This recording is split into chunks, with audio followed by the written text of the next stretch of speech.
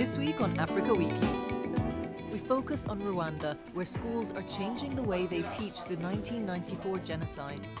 We head to South Africa, where ritual circumcision can sometimes prove fatal.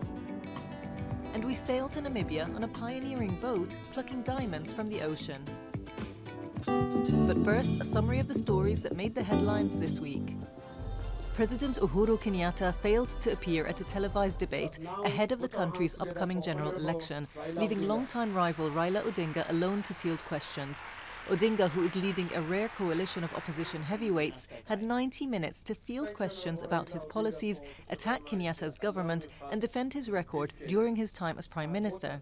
Pre-election polls show an extremely tight race between Kenyatta and Odinga, who claims that the president hadn't won, but rather stole the 2007 and 2013 elections. Senegalese security forces put a stop to a demonstration led by former President Abdoulaye Wade, tear-gassing opposition activists and blocking off roads.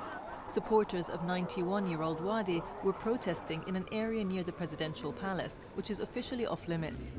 Wade recently returned from abroad to lead an opposition list for Sunday's legislative election, vying to weaken President Macky Sall's position. It's been a week of bloodshed in Nigeria's restive northeast region.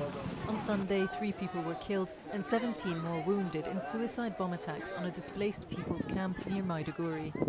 The victims had fled attacks by the Islamist group in their hometowns and were sheltering in makeshift accommodation. 2 days later, the region saw the militants' deadliest attack in months, when more than 50 people were killed in a Boko Haram ambush on an oil exploration team, initially thought to be a kidnapping attempt. Public hospital doctors in the Democratic Republic of Congo have gone on strike, demanding that premiums and salaries be readjusted according to the dollar rate.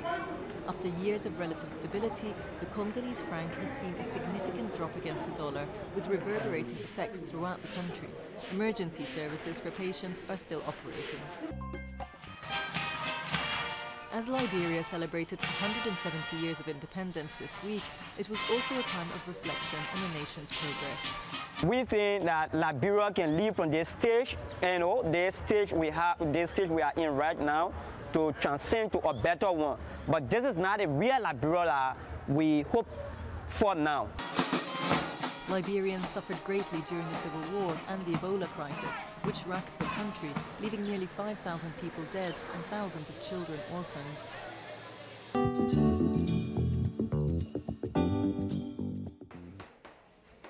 A few days before their secondary school exams, these Rwandan students are revising a key part of their history course, the 1994 genocide. Who can tell us what genocide is all about? 23 years ago, for 100 days, neighbour turned on neighbour. 800,000 people were killed, the vast majority from the Tutsi community.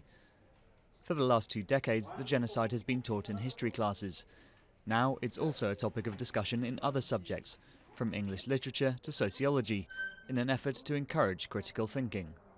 It's a very sensitive topic in regard to the history of this country.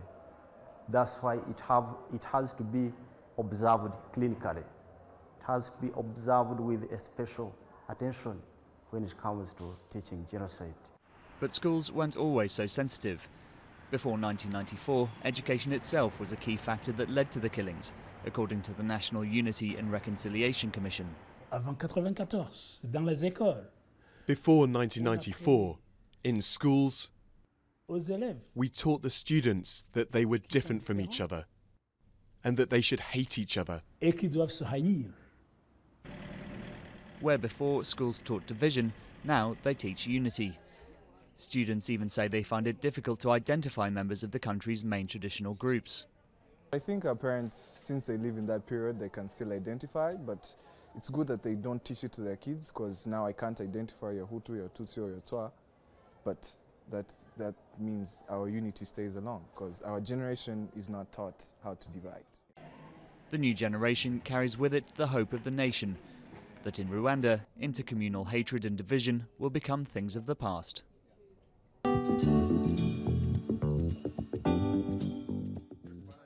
It's a winter morning outside the town of Mthatha in South Africa's Eastern Cape. Fezikaya Tselane and Kanyisile Mapope are playing cards to help pass the time healing. They recently began their journey to manhood, a rite of passage among ethnic Xhosas that includes ritual circumcision. I've been thinking of this since I was a child, seeing my older brothers being initiates. And there was no way I could stay a boy on my own.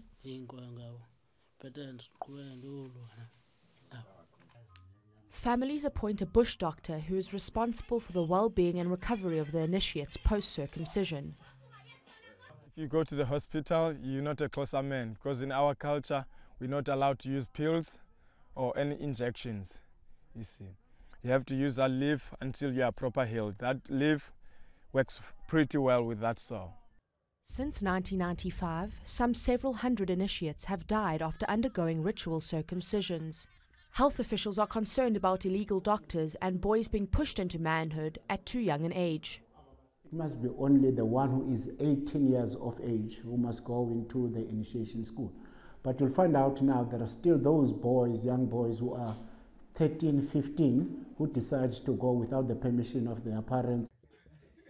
But Fezikaya, 20 years old and doing well in recovery, is excited about the future and the new status he has acquired in his community. As a boy, you get up to mischief.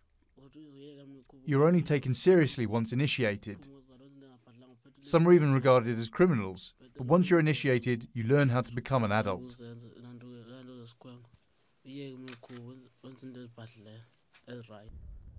By experiencing the painful and potentially fatal ordeal, Fezikaya and Kanyisile will prove themselves as men, making them eligible for marriage and other rights of adulthood.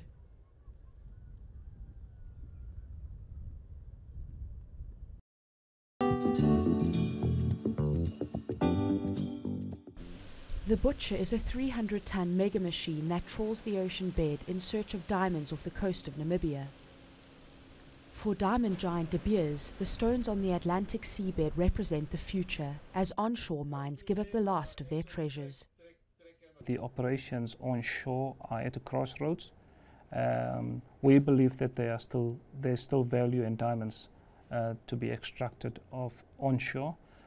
It will require massive capital investment. Massive cash injections were needed, not least to build Mafuta, a ship which sucks up sediment on the ocean floor using a vast pipe. The diamonds are filtered out and transferred to retention cans, without the need for any direct human involvement. Those on board have to cope with extreme weather conditions while trying to minimize the damage done to the seabed. There is disturbance, but the natural events around us are far in excess, and the rehabilitation period is fairly short.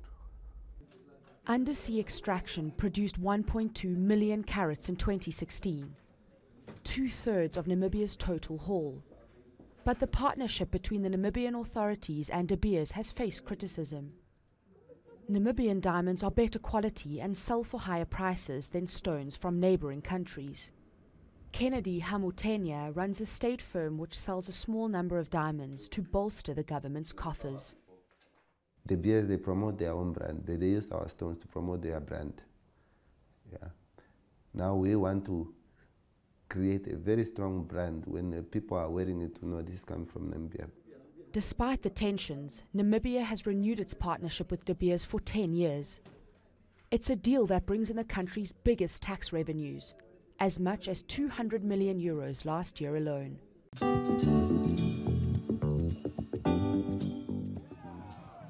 Nigeria hosted its first ever freestyle football championship this week, with 16 contestants shortlisted out of 1,000 entries nationwide.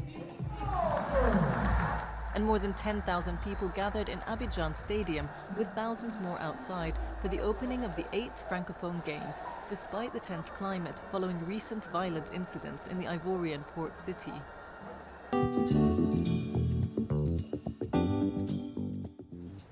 Next week we go to Rwanda, which is preparing for elections and taking a bet on a costly infrastructure expansion.